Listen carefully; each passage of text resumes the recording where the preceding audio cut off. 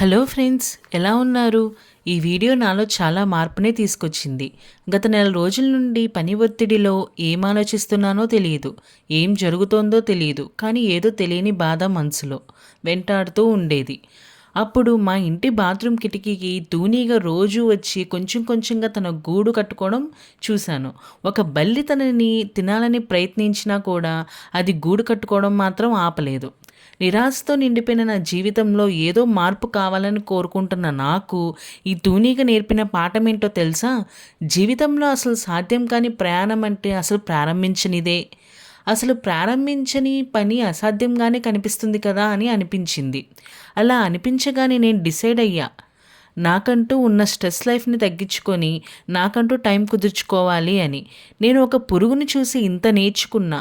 మరి మీ లైఫ్లో ఇలాంటి అనుభవాలు ఉంటే నాతో షేర్ చేసుకోండి. మరి ఉంటాను. Bye friends.